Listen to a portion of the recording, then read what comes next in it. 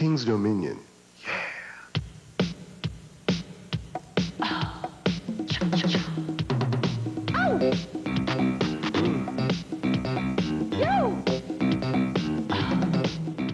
Summertime in Virginia had its own rhythm.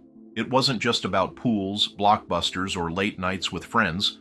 For teenagers, it was about something bigger, that first real paycheck.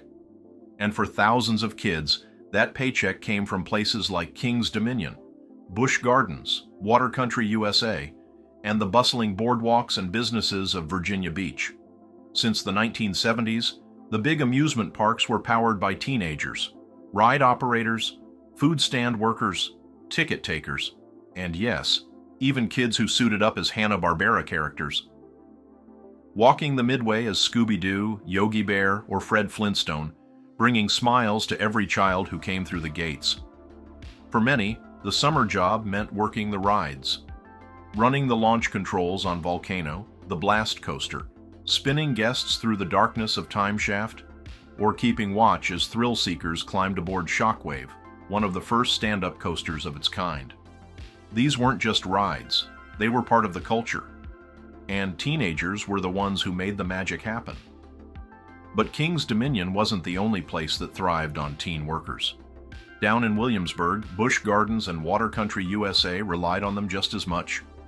Teens worked as ride controllers, operating attractions like the legendary Big Bad Wolf as it soared over the Rhine River, or the thrilling Da Vinci's Cradle, swinging riders through the air.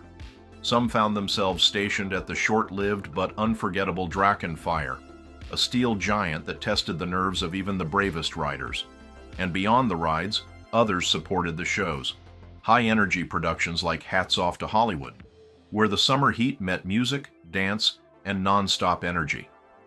Whether on the Midway or in the theater, Busch Gardens gave teens their own stage and their own role in keeping the summer alive. And on the coast, Virginia Beach pulsed with the same summer energy. Teenagers found work in the oceanfront arcades, t-shirt shops, seafood stands, and hotels lining the boardwalk. From lifeguards watching crowded beaches to teens serving frozen custard on sweltering nights, the Strip stayed alive because of young workers chasing that paycheck and the last taste of summer freedom. But behind it all was a rule that made Virginia different from the rest of the country. It was called the King's Dominion Law. Passed in 1986, the law said public schools couldn't start before Labor Day. Why? Tourism. Those last 2 weeks of August were make or break for the parks, the beaches, and the businesses that thrived on summer vacation. And the law worked. King's Dominion had the staff it needed. Busch Gardens kept its shows and rides running full tilt. Virginia Beach businesses stayed busy with families shopping, eating, and soaking up every last ocean breeze. But for teenagers, it meant something more. It meant freedom. While kids in other states were already stuck in classrooms by mid-August, Virginia teens had one last stretch of summer, one more paycheck, one more chance to squeeze in a night at the movies, a trip to the beach, or a late-night drive after work. The rhythm was always the same. Hot August days on the job, the biggest crowds of the season over Labor Day weekend. Then, suddenly, it was over. Uniforms and name tags went into a drawer, backpacks came out, and hallways filled with stories. Who pulled the longest shift? Who got stuck cleaning up at midnight? Who survived the heat inside a cartoon costume? And who got the best view of fireworks from the top of the Eiffel Tower? Those stories weren't just gossip. They were part of growing up in Virginia. But like every law, this one didn't last forever. Over time, schools pushed back. They wanted earlier starts for sports, for exams, for schedules that matched the states around them, and little by little, the law weakened.